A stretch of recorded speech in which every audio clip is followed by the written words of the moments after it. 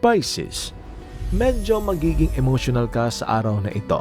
Sa karera, baka makaramdam ka ng inspirasyon at magagamit mo ito para gumawa ng magandang ideyas o plano. Sa pera naman, steady ang daloy pero wag susobra sa gastusin para sa mga bagay na hindi naman kailangan. Health-wise, bantayan ang emotional stress at maganda kung maglaan ka ng oras sa nature o music para ma-relax. Sa love life naman, romantic ang vibes. Kung may partner ka, mas magiging sweet at malambing ka. Kung single naman, may possibility ng kilig moment sa isang taong hindi mo inaasahan. Your lucky numbers for today is number 5, 12, 30, and 42.